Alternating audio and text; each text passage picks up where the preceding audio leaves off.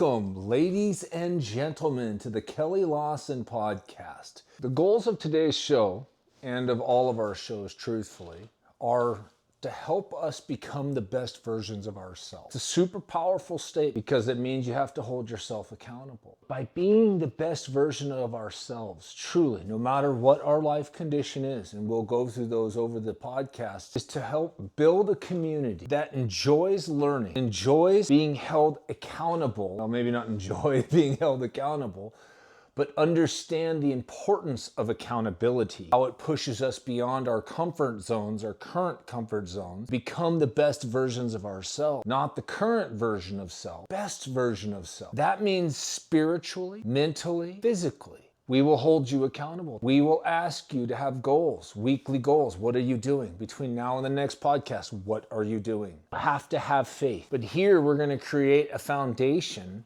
together in a community together that allows a movement of unparalleled good. We are going to change the world together, and you will watch, and it will seem in the beginning, how is this changing the world? And you'll notice it along the way as we go on our journeys and we tackle this on our YouTube channel and we go after these different missions and we go to the different places and we get the actual on-site exposure. Then you'll believe. Background on me, I'm a 30-year businessman, coach, and life mentor. Thus endeth the story. Along the way, I've had the opportunity to observe traits and characteristics of successful people and not so successful people. I've had the opportunity of watching and observing the psychology of folks that have come from nothing, gain money, lose said money, gain it back again, lose it, and then gain it back and keep it, or not. It's really interesting when you're an observer in life and you get to be around these folks in communication and learn from their struggles and see their flaws and see where their strengths are at from people within your community and every community around the world. By being in those positions like I have been able to, and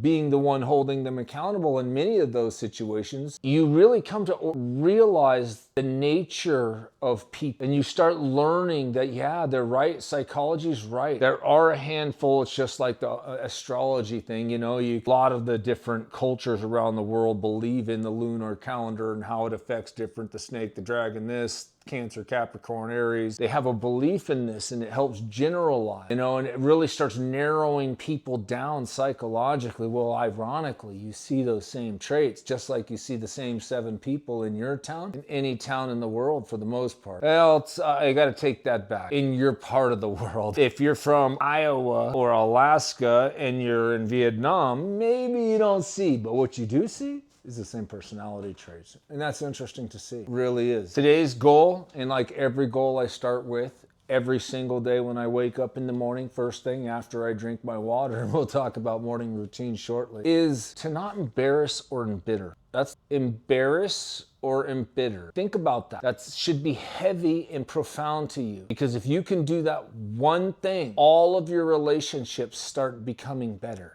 One of them, the most toxic relationship you have, to not embarrass or embitter. Now, you get into faith, or I could give you a quote and then read the quote to you, and maybe that would have impact. Here's where I'll read the quote and put it on the screen. O Lord, grant me to greet the coming day in peace. Help me in all things to rely upon your holy will. In every hour of the day reveal your will to me. Bless my dealings with all that surround me. Teach me to treat all that comes to me throughout the day with peace of soul and with firm conviction that your will governs all. In all my deeds and words, guide my thoughts and feelings. In unforeseen events, let me not forget that all are sent by you. Teach me to act firmly and wisely without embittering and embarrassing others. Give me strength to bear the fatigue of the coming day with all that it shall bring. Direct my will, teach me to pray, and yourself pray in me. Amen. The reason why today's show is happening, which is the first of now going to be my career for the rest of my life, I'm all in on the first one. That's why I've dragged my feet for the last 10 years minimum of doing this, is it wasn't right yet. I wasn't the right person. Sure, I could have dove out there and been on this journey and did the thing and would have molded into a whole nother. But you are where you are in life, exactly when you are, and you can make the choice if you want to transition into another chapter. You don't have to be stuck in your current chapter. Even if your current chapter is good, Most of us are probably like, could be better, could be worse. It can always be worse, no matter how bad you've fallen. Things I want to dialogue is about transitions. I'm in a transition right now. This podcast, that's my transition. And the only way I could do this podcast is I have to be focused and I have to pay it the respect it deserves to the community, which means putting in hours and hours and hours. Editing is not what I want to do. I want to be doing the content, recording, getting the footage, and giving that to said editor. But I got to spend the hours and hours right now until we build up the following that we can afford to pay the editor, create the show, and take it to the next level. But for right now, I have to do my due diligence. I've just come off of building a house as a side hustle. My main hustle is my company. So in a month, I have to go strap into a seat and I'll go downrange, and you guys will be part of that as we do podcasts on site. And I'm out in the middle of nowhere, Alaska at a training site. Month doing 60s or 70s, whatever they ask of, and I'll be out there in the middle of nowhere. But thanks to Starlink, no plug, no, not getting anything compensated from that, I'll be able to consistently build up the YouTube and build up this podcast and put out our podcast and probably really get my editing skills way up, which is what my goal is, knowing that I have something there. So when you talk about transitions in my world, when you own a company that does health and safety or quality control or superintendent, but it's construction based, in Alaska, these contracts from the base go out. The people that win the contracts give me a call and they say, hey, can you provide people for these positions? And sometimes it's me, sometimes, most of the times it's my people. The thing about those kind of projects is it's like, okay, well, what is my goal at this project? I know I can do my job in X amount of hours of the day, even though I'm responsible for this many hours. The actual workload is this many hours. What am I going to do in that other? Now, a lot of people would fill that void with Facebook and, different ways of, killing time, or you can self-improve. I'm the type of person, if I know I have a certain period of time where I'm locked up in a box for the most part, I can't leave this job site. This is my responsibility for 4 to 6 weeks. And whether it's 6 10s, 6 12s, 5 10s, whatever the hours are, I have to be there. There's a human being working there. I got to be there. And so you say to yourself, how do I want to come out of this better? A lot of people wouldn't. A lot of people just sit back, watch the phone, watch movies on their phone, social media, overthink social scenarios. Having time to transition. This is something that all of you should think about, because everybody is in one version of another transition. And if you're not, everybody is either in two situations. You're either in transition or you're stagnant. If you're in transition, and that transition could be emotionally, you're unhappy with your relationship and you're got one foot out the door, still in the door, trying to work, take care of kids, handle responsibilities, and you're torn. So your transition is torn, or you can be that person that thinks he's in the best relationship of his life, been with the person for 25 years, happier than heck, enjoying the kids, going to work, everything is the exact same, super cool it's been for the last 25 years as well. And all of a sudden that gets upended. Transition. You could be the person that's going, man, I really need to quit, fill in the blank. Smoking, drinking, adultery, pick your poison, whichever one you need to quit. Cursing could be one. Eating sweets, eating late, fill in the blank right there. When you recognize that you have a goal, it puts you into an automatic transitionary state. Well, maybe your goal is to reduce your anxiety. How do I do that? How do I go about feeling better? And that goes from people that suffer from PTSD, or people that are chemically and hormonally out of whack and they're high anxiety people naturally, on top of the chemical and hormonal, and then on top of their environment, because action creates reaction. Are you trying to stop smoking? Are you trying to lose weight? Are you trying to save your marriage? Are you trying to overcome traumatic life events that have occurred that are just deeply affecting your day-to-day existence and impacting you in ways that you feel like you just can't control? Are you trying to stop being angry all the time? Your natural response is rage. And folks around you that feel safe enough to have probably mentioned from time to time, boy, you seem angry, or whoa, you're intense is the universal language for that, by the way, just FYI, if you suffer from anger and rage. Those around you are like, man, you're pretty passionate is another key word. I've gotten these my whole life. I suffer from anger issues. Do you want to try to learn how to focus and stay focused and be able to focus more and not be squirrel off to the side? You can rein all of this in. And together we're going to do this. All you have to do is hit that subscribe button and follow all of our videos. Wearing away stone, your stubbornness and your bad habits are the stone. Videos like this and podcasts out there like the Joe Rogan Show, Julian Dory, you can name a whole bunch of them. There's a ton of them. The Jordan Petersons, Jocko Willink, I mean, you can keep going. Sean Ryan, the Black Rifle. You start getting a theme of good folks and good people. They're out there. They're everywhere. There's millions and millions around the world. I want to be involved in that.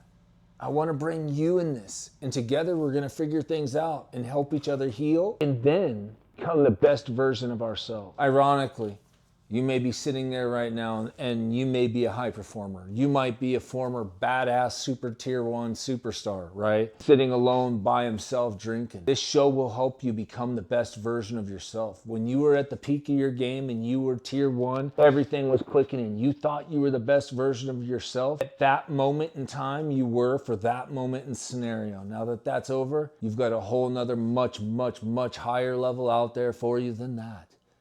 And it's by becoming the best version of yourself in all things. We don't do it in one thing. That's the hard part. That's the accountability. You can't be super controlled here and not here.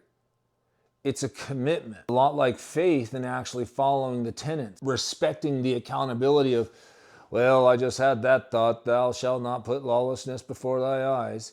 Even though I thought it was before my mental eye and I seen the movie in my head. That's profound because you may never even act on it, but it's in there. How do you stop the demon voices? Life transition. So we've dialogued about you actually wanting to be in your life transition. That's accepting the fact that you're trying to work on something you want to improve in, no matter what it is. The ultimate goal is trying to be the best version of self, which that's, if you could write that down and put it on your mirror in the morning, that would be the thing to do as far as triggering a habit of, okay, I want to be the best version of self. I want to be my best version of self. And that is going to lead with humility because you're going to have to constantly go, okay, where am I flawed? What am I doing wrong? What do I want to work on? Now, like they say, how do you eat an elephant? Not that we would ever eat an elephant because they're now an endangered species and we would protect them, love them, and shower them with just manna, positive manna. But you do it one bite at a time. So this whole psychological thing that all of us suffer, it doesn't matter if you are a superstar, whether you're super successful, or whether you're just a person trying to survive or somebody that's not surviving very well. And you could really use a hand on, hey man, just dial me in, tell me what to do, and I can do it. Okay, so now here's how that takes. Ownership of self before ownership of the world. You truly have to accept that phrase, ownership of self before ownership of the world. And that's hard when you got kids. But here's the thing. Yes, you're responsible for them, but what it means is you have to consistently be moving forward. You have to consistently trying to be bettering yourself, to set the best example for those kids, which means you ultimately have to start being a little selfish so that you can be the best version of yourself for your kids. That you're not reactive, which is a direct link to anxiety, by the way. We lose control of our days, weeks, months, and finances, and we become freaked out because of it, because that's their survival instinct. And considering that, unfortunately, the amount of divorces out there and families that are broken families, no father at home, split. Well, you can see why now that you don't have that balance. In an ideal world, positive, if both those roles do their own positive thing. Being selfish is something that every person has to be. You have to start there. It's like they tell you on the airplane. They don't tell you put the mask on everyone around you, then hit yourself. They say put the mask on you first, then your kids. And there's a reason for that. So that you don't pass out and you're conscious enough to put it on them and revive them and get them going. if they did pass out. Main number one, you have to take, now you can take care of them. If you survive the wreck, now you can take care of your kids. But if you wouldn't have put it on, now you've just killed your kids and you. You have to learn how to be selfish. And selfishness starts with valuing. What is your value system of selfishness? What's it look like to have some truly uninterrupted time that's for you to do your thing? I know. I heard laughter everywhere in the world. Like, who has time to do their thing? And this is the first part. There's the first indicator that, okay, how could we do this? How could we carve this out? How could we make what this dude's saying happen? You have to want first that transition, and that's, I want that. I want that time. What are we gonna do in that time? Are we gonna sit there and look at Facebook? Or are we gonna be productive? Are we gonna become better? Are we gonna try our best to consistently go, okay, to be the best version of self doesn't mean I wake up early and watch Facebook. It means I wake up early, stretch, pray, write out my list for the day, get everybody's stuff ready, then go wake everybody up, and it's already sitting there ready in the vehicle. If that's the thing, you know, if it's kids or something like that and you got to get them ready for school. You can control that fate. If you wake up at the same time as them or a little behind them, you're stacking the diet. Well, I went to bed late. Okay, well, why? Were you drinking caffeine all day long and slamming energy drinks so that you couldn't get sleep? And you talk about, I can't sleep, I stay up late, and I normally don't go to bed till 1 in the morning. I'll tell you how easy that habit breaks. Wake up at 5 tomorrow morning. You will, within 2 days, if you do it, be going to bed at 9 o'clock at night. When the kids go to bed, you'll go and be going to bed shortly thereafter and unconscious by 9:45. 5 o'clock rolls around, now you have stability. Stability lowers cortisol levels. Cortisol levels are directly linked with anxiety because they both spike and then they cause creation, and now you're fat and hormonally imbalanced, and there's all kinds of negative aspects of cortisol. It starts with a sequence. The sequence is as follows. First, recognize you need to start being selfish. You really do. And we'll walk through what that means, like not the toxic version of selfish, the version of selfish that's positive, the version of selfish that makes you better, becoming the best version of self. That is in essence a selfish act because you're focusing on yourself. You can still focus on other people, you can still focus on other responsibilities, but you have to start with yourself. That's number one. So it's accepting that we have to be humble and that we want to change, which puts us into a transition. Then we're going to accept that we got to be selfish in that transition. So it's like, okay, I know I need to fix this, which is being selfish, check. And I have to fix this, which is the humility train, check. And this is, I got a lot of topics. I wrote them down right here, but I'm going to start off with this one. I would like to work on this one first. This is a decision every single entity in the world makes. Or doesn't. Now, from there, they look at that and you need to reflect. Do I really want that to change? Or do I just kind of, I'm okay with it and I'll accept it? Nope, it needs to change. That one I'm good with changing. The other 9 or 10, who knows? So now what we're gonna start doing is we're gonna start habit stacking. Habit stacking, and I pulled it up, and as we get more shows, I'll have CG able to pop up right here, and it'll have the definition. Who is the definition? The Webster's Dictionary. And here's what it looks like, and then here's the books of people that wrote topics on this, and where's that so you can link it. That's how I want our show to be. For right now, it's me doing a Google search, because I actually read this book, so when I actually, and this is where you pull it out of the ethers, you get exposed to media, podcasts, YouTube videos, and they have an impact on you. So if all you're watching is trash and negativity, I bet you your mind frame is pretty much aligned with what you're taking in as media source. So habit stacking takes advantage of areas of our lives that are already automatic and reliable. It's a technique where you attach a new habit to one you are already engaged in consistently. The term habit stacking is relatively new. And this is the book. Author James Clear coined it in his best-selling book, Atomic Habits, downloaded on Audible. The link is below, if I can figure out how to do that, okay?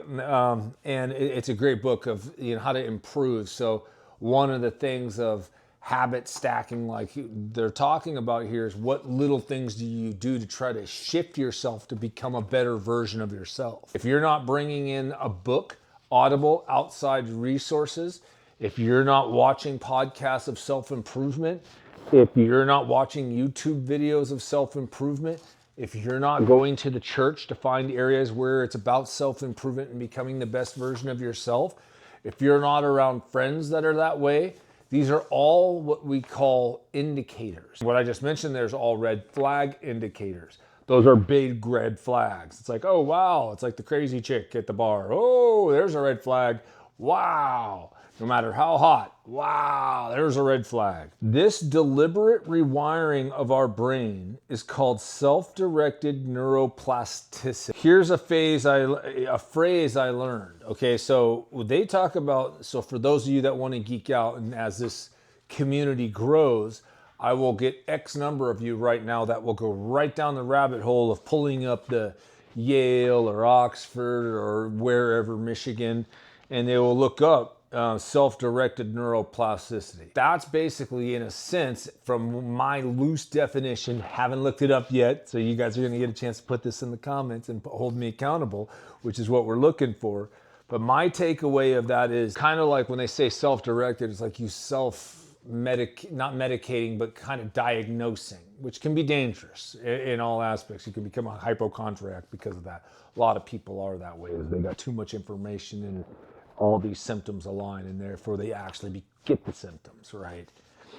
Well, when it comes to habits, setting up, like I just articulated about if you're in a negative loop and you're surrounded by negativity, you watch negative shows, you're only listening to negative music, very big one, because a lot of folks listen to music all the time. What are they saying and how are they projecting it? Doesn't matter that the beat's good. That's the thing you got to recognize and go, oh, they're only talking about disrespect and dark and twisted things. You're going to have to make a sacrifice play. You're going to start having a shift to music that's kind of like good vibes. Maybe it's reggae. Maybe it's another maybe it's Christian rock, and you laugh, but it is exactly the same as the other rock, except for they just don't curse, have bad topics, and this kind of thing. And so but the beats just as authentic, whether it's in EPDM, electronic dance music, EDM, and or country or rock and roll. So there are alternatives. That's a version of habit stacking of you going, okay, when I get into my vehicle first thing in the morning after I've slammed 2 cups of coffee on an empty stomach, after having heartburn all night, so I'm really not feeling good, so I'm kind of in a bad mood, running a little behind, haven't eaten, and now I'm going to turn on death metal all the way into work. Don't wonder why those around you receive you as a hostile individual. That's not a good person to be around.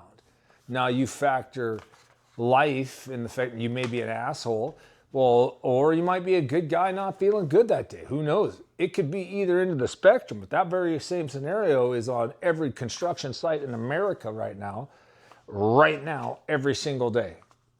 At least somebody's doing exactly that. Rolling out of bed late, slamming a couple cups of coffee so they get all amped up and caffeinated. Maybe they eat the Tums, but they have the hyaluronium, so they got the flapper valve at night, so they got the really bad stomach acid, so they don't sleep good, so they're grumpy, their stomach hurts, they're wired and jittery because of the caffeine. They listened to metal all the way into work while they went down the road and people were annoying them, so they got agitated, and that is a negative habit stack. Every part of that story is a negative habit stack on their way to work.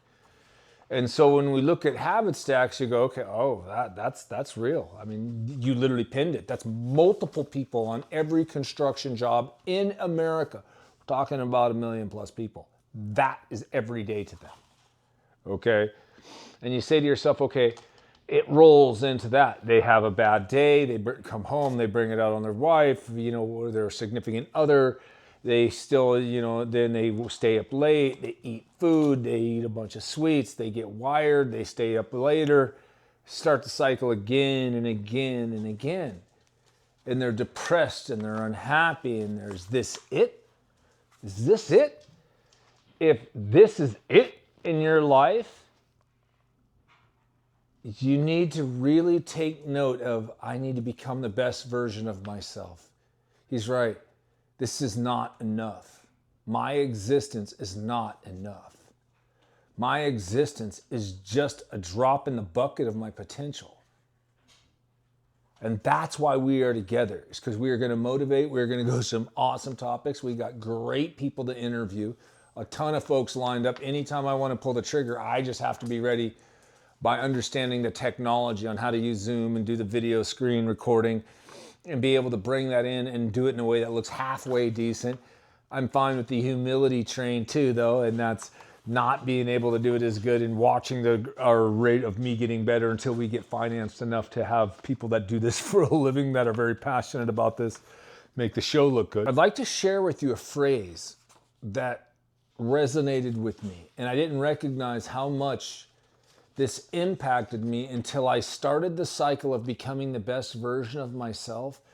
And I'm about almost 2 years, almost 2 years into it, maybe close to 2 years. Now, the thing that I've noticed about this is that when you try to become the best version of yourself and you have humility and honesty, you recognize how far you have to go. You recognize how broken you are. You recognize, okay, I got to put this little piece in place. And you start viewing yourself as like the best version of self, almost like a jigsaw puzzle. And you're putting a piece here and a piece there and a piece here, and you don't know where they all go. So you're trying to figure all these pieces out, and then going, oh, I can identify on this, and I can start fixing this portion of the puzzle up in this corner, and we can start working towards that picture of the best version of ourselves. The best version of yourself, you already know what that is. That's the one that doesn't drink, doesn't smoke, doesn't curse, eats good food, is the phenomenal parent, is a phenomenal neighbor, is a phenomenal citizen of the community. Always grinding, always improving his conditions or her conditions. Always bringing value to those around. First to give you the shirt off their back kind of folks. At the same time, they do very well for themselves. At the same time, because of that, they're rewarded in life because of that. They have fulfilled lives. If they were to die tomorrow, so be it. They've lived good. Being the best version of yourself, you don't have fears anymore. They go away. Because now, you just keep being the best version of yourself. If it's meant to happen, it's meant to happen. You're fine with that. You don't have no regrets. The people around you don't have unsaid conversations. You buried the toxicity. You transcended it, and actually what ends up happening is you pull those around you that you wish had followed the same path. They actually do. Because now you're the positive loop in their world, and they can get sucked into the orbit. And then we'll talk about how that can be detrimental and how to manage it and everything else in further podcasts. But I learned a phrase that once I heard it, it actually clicked and it went off. I don't know who wrote this, so if you know it, please share it in the comments. I seen it on Facebook, so you know it must be true. Laziness kills ambition. Anger kills wisdom. That one resonated deeply with me. Fear kills dreams. Ego kills growth. Jealousy kills growth. Doubt kills confidence. That's profound. Then it says in the next part of it, let me read that again. The other way around. Ambition kills laziness. Right there, you could probably put a high number, 75, 80% of every American, probably 90, of every American in our country is lazy. And in some way or another, it's held them back from doing projects they've wanted to get done just to be done and move on, which has created anxiety and stress. Ambition kills laziness. You've got to want to do those, not resist it as a thing it has to be done. Kind of a small shift in perspective. Wisdom kills anger. This is the one that registered the most with me, because my existence from birth has been rage-filled and anger-filled and always ready to fight at a moment's notice, no matter what the scenario, no matter how good it is. That's horrible, because when you come from a place of anger, the world recognizes it. And the good ones and the successful ones and the people that you just wish in your life that they would say, hey man, how you doing? I'd like to do business with you, or I'd like to be in your orbit. They don't, because they can feel that anger radiating off you. And what I've recognized as a very late bloomer is my anger has hurt me more than anything. It's like a bad reputation. It goes out before you. And doors don't get opened. Opportunities don't get to, I'll just take it. And you'll fight every bit of resistance along the way. But most importantly, no matter who you are, when you look back with the wisdom you have of experience, you could say, well, I should have did this and I could have did that, and it would have been so much better. That level of wisdom you don't have in the moment because you're angry. So right now, that's something I'm really deeply working on as I do these shows, and I have to take up my mentorship wisdom to another level so I can have a positive impact. I have to recognize that I can't trigger my anger because it clouds my instant thinking no matter what I think in the moment when I'm going fast. If you're a dreamer, dreams kill fear. I want my house. I'm going to build a house. We're going to make this house. It's the family dream. We're going to start working towards it. This is going to happen. Don't worry about the fear of, oh, it can't happen and all that. Shift your mind frame, and then it's just a matter of working towards it. Growth kills ego.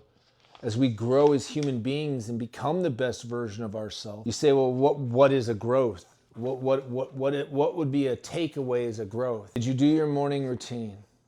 Yeah, I got that. So you're day what? I'm day 3.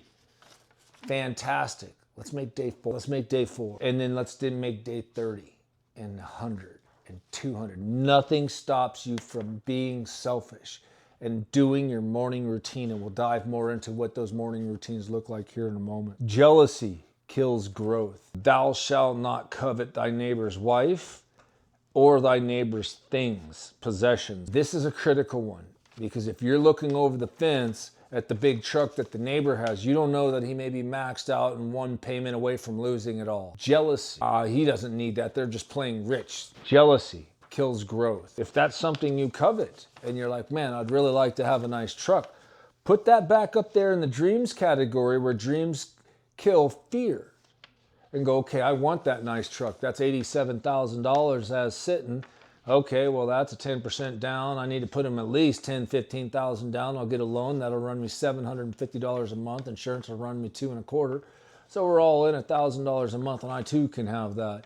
Do I need it that bad? Do I want it? Can I justify it? Do I have a business to write it off so I can take the deductions, which is the right move? So one would analyze it and go get it and use it as an inspiration, not as a jealous thing. Doubt kills confidence. I've seen this firsthand so many times being a coach to athletes that are pushing the envelope mentally, you know, how much they can hold it together. Doubt kills confidence. Should have trained harder. I'm feeling a little sick. Oh, my girlfriend's doing this or saying that. Doubt kills confidence. Confidence kills doubt. Confidence. I've worked hard. I know this team that we're playing. I've studied them. I've watched their plays. I know the moves that their guys do. Confidence. I'm in shape. I have no excuse. I'm in shape. I've played sick before and had the best games of my life. No excuses because you got the confidence because you've experienced it. You've fought sick before. You've played sick before. You've wrestled sick before, and you won. That phrase that I just shared with you right there is so powerful because it should resonate with every single citizen listening to this and watching. And so you say, Kelly, okay, what's next? I'm in. You got me hyped up. I'm in. You know I have flaws. I know I need to work on them. I'm humble enough to work on them. I want to start shifting slowly in that direction. I'm picking up what you're putting down as far as being the best version of self. Because this is that community that operators need. And we're all some version or another an operator or something, but I'm not just referring to special forces kind of folks, but they definitely need this. But people that yearn, I yearn for a community, a hive mind, a hive collective, a place of gathered conscious thought that hold each other accountable, but help each other out and support each other. And that supporting each other is helping with information for the show. Hey, next show, or on the next podcast, we're going to touch these topics up. It's going to post in 3 days. I could really use it if you got something in 2 or 3. Here's the next 3 shows, topics of what we're looking at. bring in some feedback, please, because this is a community effort. Must cite references, though. That's super important. So we can actually know we're not just pulling stuff out of our hat. We don't want to be those people. We want to be true professionals in all things that we do. Being the best versions of self, it's all of us putting our best foot forward. We don't want each other to look bad. We have to try our best to give the best information we can give. Sure, all on board of the becoming the best version of self train. Here's what that looks like. First, accountability, accepting it, then coming up with the mission, being selfish, then understand we're going to use habit stacking, little steps in various places of your life to start stacking some more wins and wins and wins. And then it starts with the first thing that every single person can do is start on a morning routine. This morning routine is far and away the most powerful tool you can put in your toolbox to help you reduce your anxiety, which so many people suffer from. This is single-handedly the best tool you can do. And I've heard this time and time again, but it didn't resonate. So hopefully this does resonate. As someone that's been up to the top, fallen, been up, fallen, been up, fallen, again and again and again. I've had to resurrect. I've been 295, 230, 295, 240, 295, 285, 230. The story of one's life when you do the yo-yo. I'm finally recognizing what it takes to stabilize that so that you can move on beyond that basic and what's next. That's another thing that will come up with in other episodes, and that's becoming the best version of yourself. Then what? Then what? Then what? Then we give back. Hence the show. First thing that I would like everyone to recognize is the power of the morning routine. You can research it. In later shows, I could easily have a little quick thing here where it talks about how Jocko does it, how all these people do it. Tim Ferriss, all these high performers, you name them, they all do a morning routine. And if I'm going to quote, some of the things, and mind you, I heard this years before it ever had impact on me. That's why I'm hoping to have impact on you. I've heard Joe Rogan talk about it. I've heard the whole plethora of the podcast folks talking about this. Do a cold plunge and do this and do that. It's like, oh, whoa, Mr. Hardcore.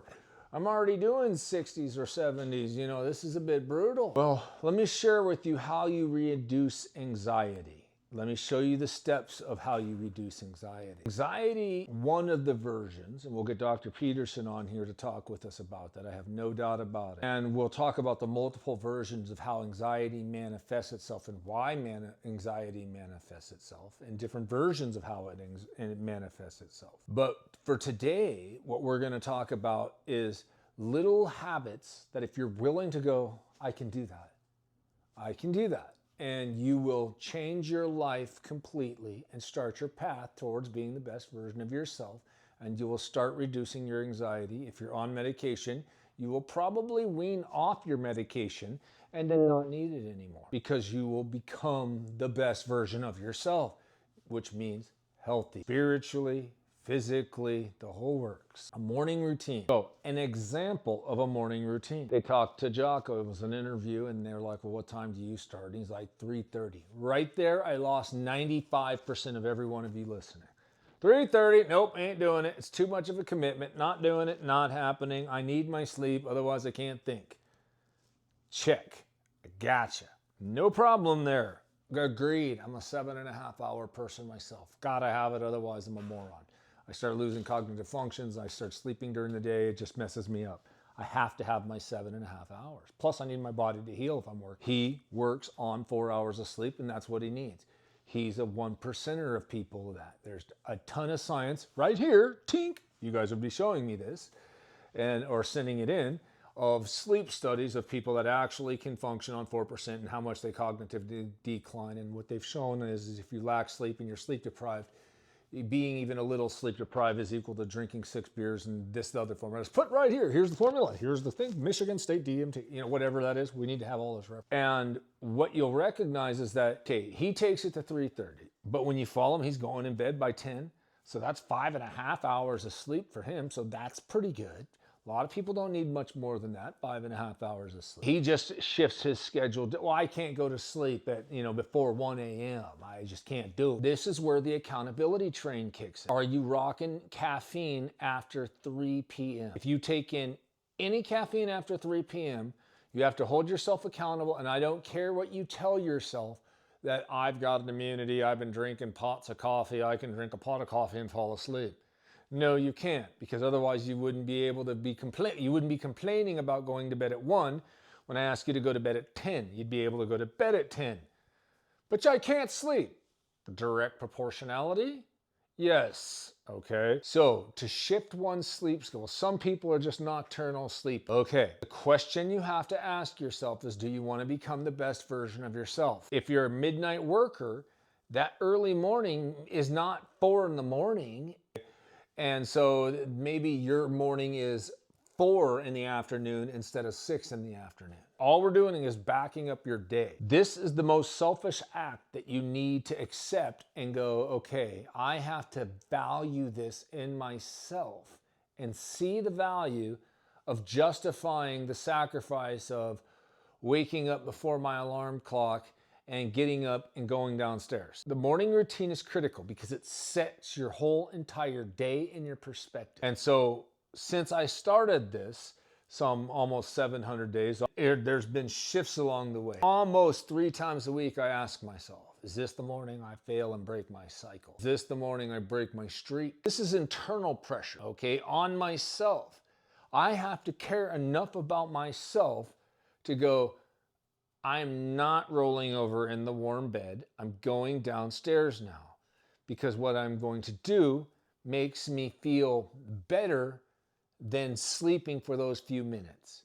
And people are like, that's a tough sell. That's a real tough sell. I like my sleep, especially at that early morning. You get the deepest, best sleep. You're really just all committed to your deep sleep. This is where you have to be selfish. If you were truly selfish, you'd get up, not go to sleep.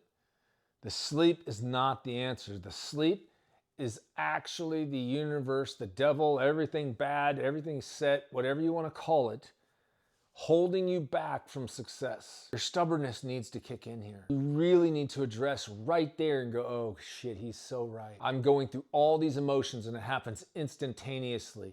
It's like, oh, 5, your eyelids feel like they're nailed down. Well, why do they feel like they're nailed down? What time did you go to bed? 11. Okay, well, there's some accountability there. Yeah, if I went to bed at 9, the eyelids wouldn't be pinned. I'd be kind of waking up on my own. Well, I can't go to bed at 9 because I got kids and we just get home from soccer. Now I got to feed them, which is a load of shit feeding your kids that late. You got to feed them earlier in the day. Well, I can't because we're after school right into practice. This is the part of schools that they have got to recognize. These kids cannot be eating late, what they're doing. But you got to have a workaround for that. The parent, being selfish, you don't have to eat at 9. You can eat earlier in the day and you can just have their food ready for them. You can do that. There's no excuse for that. You can sit at the same table, you can dish them their food, you can talk to them about their day, and you can still share stories and go through the same experiences. You just don't have to put food in your face because you ate earlier in the day. There's a reason for that. That's so that you guys lose weight. Being the best version of ourselves brings us down to what our bodies should be, not what the doctors will say, even though right here, boom, according to the Harvard study, a journal, everybody at this height should be this weight no matter what. And this study here from whoever fancy people in Stanford says that if you're this height and this weight and this age, it should be this much with the body mass index of such and such. We'll have that right here on your CG. And in future, because you guys will help us get that information and put it up there. So when we make these statements, we can support it and it's right there. It's not just pulling it up out of the ether. That starts off with a stabilized sleep routine. So by getting up in the morning and the act of getting up and sliding out of bed, in the beginning, it should just be, have very small goals with low expectation. I'm gonna wake up 20 minutes earlier than normal. Can you wake up 20 minutes earlier than you normally do? Set the alarm clock. Snooze is never an option. You should be waking up before the alarm clock because the alarm clock annoys you going off, so you should wake up before to turn it off so it never goes off and then get out of bed. First thing. Second thing. As soon as you're out of bed and you're going downstairs to let the dog out, because now that you're up, the dog's of course gonna have to go outside and use the restroom. You let the dog out, you slam a glass of water. That glass of water should be 16, 18 ounces minimum. First thing, hydration technique, go see the Joe Rogan episodes talking about that. It's a great technique. It's a fantastic thing. Everybody's dehydrated. It's never a bad thing to do. Now the trick here, that I have found is that if you don't use the restroom right when you wake up, So you take the dog out, you let it out. Of course, you're going foot to foot because you got to use the pisser. And then you slam that water, it'll trigger a number 2.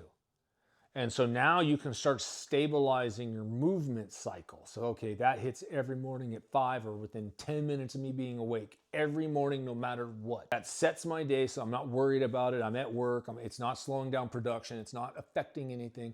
It's not doing any of that other stuff because I'm a production person. Then I've already stabilized that. So drank the water, triggered the movement. Next thing I do, I've already got my yoga mat out because I laid it out the night before with my glass of water. I get the water fresh, obviously, but I have the glass sitting right there. I have my Bible sitting right next to it. Pick up the Bible. I do my morning passages that I'm supposed to read that day. So in your Bible, it should tell you in there a morning prayer, one of my prayers in the morning in the back of the book, and it covers things like do not embarrass or embitter. And so I give it, and it takes not even a minute to read all this. Our Father who art in heaven. Set the Bible down. Then I go through and I do 15 minutes. And this was a Joe Rogan thing. Joe Rogan was talking to a guest. I don't know what episode. We would have that right here if we had the community built out the way we need the community built out. But he was talking to a guest and he was like, you can't give yourself 15 minutes in the morning. You can't be selfish enough to say, hey, I'll take 15 minutes in the morning before anyone's up. Just do some stretch. A couple push-ups, a couple sit-ups, a couple squats, some shoulder exercises, call it good. That impacted me. As a high-level athlete, I'm always thinking if I'm even going to start doing motion, it's a 90-minute workout minimum, and I got to have the time, and I got to try and get to the gym, and you start thinking about, overthinking it, overanalyzing, analysis paralysis. And to say, okay, I can give myself 15 minutes, so I started designing a workout for myself. In my case, it was 5 morning sun salutations from yoga because it takes you through the stretching, opens up your back, gets your body right, followed by push-ups. I've always been weak at push-ups. And all the commercials you see is like, can you do 50 push-ups? And it's like, I can't do 50 real push-ups. So I started on that journey and started off with 7 because I didn't want to work hard. I wanted to be lazy. I just wanted to do, I'm already down here. Let me just get 7 in and then go roll over on my back because I'm already down there and get 25 crunches or 15 crunches. I think I started at 15 or something. And mind you, this is a guy that's been a high-level athlete. You train for hours. I didn't want to break a sweat. I'm not trying to work out. That's not the point of this morning routine. The point of exercising is to break loose. So my body's popping and snapping and just all getting lubricated, stretching, warming up. I'm not trying to work out. So it's 15 to 18 minutes is how long. And then as soon as I'm done with the abs, I do some squats, I do some shoulder exercises, I do some shrugs and that. And so as soon as I'm done from there, you go into your self-improvement time. So Jocko's talking about his morning routine, bingo, bingo, bingo, self-improvement time. Maybe your thing is I've always wanted to play the guitar. Well, Jordan Peterson talked about this and it's just clicked into my head. He was talking about all you got to do is give yourself 20 minutes every day. So I said to myself, okay, I want to do that. So I took up a foreign language. So I tell myself between 30 and 45, depending on how I feel that day and how hard it is. I'm learning Vietnamese and it's one of the toughest languages in the world, if not the. And so you learn to accept rejection really well first thing in the morning because it's very challenging. I do it on Duolingo there, no spinner to them. I'm still on the fence on how that learning cycle is. So I do my 45 minutes there. Then I come out of that and I told myself I was going to read the Bible. So now going on, I'm on page almost 800, so 2 pages a day. So 400 days, 500 days in there. And because in the beginning I wasn't doing a page, I started off with, can I read a paragraph? Could I read a page? Could I read 2 pages? And then that's, I call my max. So I've just done my study. So my brain is already woke up, use the restroom right after that, then go back, sit down, and then bang, start the Bible work. Before I stretch, when I wake up in the morning, here's a tip. Never ever sit down. Wake up, let the dog out, grab your water. You're standing by the kitchen, you get off the faucet or however you get your water. Slam your water from the standing. Do not sit down. Slamming water from the sit down is so much harder for so many people. You just drink her back standing up, which will trigger the motion because you're upright. So then, I got to use the restroom. That's key. Then I go stretch. I cannot sit down before stretching, and this is a big hack. Habit stacking, One little victory is right here. I'm doing my whole routine. What I don't do in that routine is sit down before I'm going to do my little quick stretch and exercise. Because then I would never get up and do it. All of a sudden I'd lose 20 minutes. I'd find every reason to, I'd procrastinate, change my cycle. Oh yeah, I'll get to it at the end. No, it don't work that way. Okay? Do not sit down. You can only sit down when that's done. Now you zip through it. Well, here, guess what? Before I've just finished up my Bible work, the next step after the Bible is doing your daily list. Right here is your direct anxiety reducer. Everybody should have a book. Every single person out there should have a book. And in that book, they should have their daily events written out. And it should look a little something where every single day they have what they're doing, how things are going, phone numbers of people, everything. This is the way to reduce your anxiety. You already started the morning with wins, wins, and wins. Then you sit down and you play the movie out of each day. Now on the weekends, you need to play out the movie of the day and the movie of the week. But the movie of the day every morning is you focusing, okay, I'm going to get up, I'm going to go take a shower, come down, I'm going to make breakfast. Oh yeah, I got to have breakfast for the kids. Get the breakfast for the kids, wake the kids up, boom. Or then as soon as that's done, leave out the house. Who needs anything? Does anybody need anything? Okay, no one needs anything. We're good there. Feed the dog, got that. Oh, he needs his medication. Gonna get that taken care of. You play out your day. Gonna go to work. I need gas. I'm running low on that. Got to pick up the dry cleaning on the way there. Okay, play out your day. This is why we're up early, so you can get ahead of your schedule. And things are gonna still change that schedule, absolutely. But we want to at least have an initial game plan. Then when you get done with your schedule, you're gonna look at it and go, okay, what on here can I do that's a win? What's a win? And so you already know I have to do this, this, and this, and that's a win for the day. If you did everything, that's knocking it out of the park, okay? Because it can roll to the next day on the list. By starting your list, following your vision, then you're able to roll forward into a day that you have more control of. That allows you you already got their lunches packed. You didn't forget that walking out. Here's money that you didn't have in your pocket. You got to make the stop at the bank to give them the money to pay for the lunch. You're already ahead of time reducing all the steps that could possibly go wrong to help you with your anxiety. Another thing that we should dialogue about is between now and the next show, we have some homework, okay? And that homework is going to be, you need to take time to visualize your week, visualize your day, on how that day is going to play out. Each individual day. Your homework is start a morning routine tomorrow. No days off. You get no days off. And if this can help you, please let it help you. Let it get in through your stubborn. Normally wake up at 6, try 5:45 tomorrow. That's all I'm asking. And go through some of these things. I can wake up, I can drink water, and I can do a quick stretch.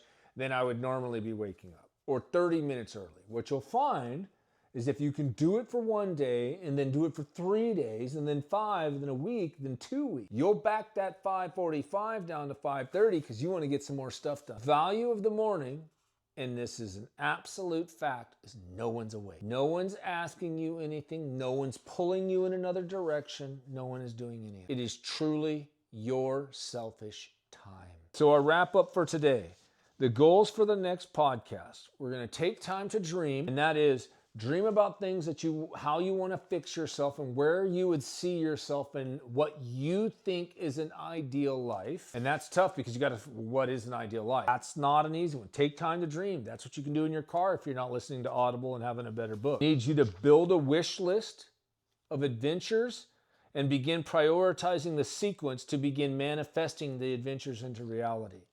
Those adventures are, man, all I want to do is I just want to drive down the coast and see this. Write it on a piece of paper. Don't overthink this. Just start coming up with every adventure you want. I've wanted to go see the Grand Canyon. I've wanted to go see this. I want to go see that. A lot of people like travel. Write them down. Those are adventures.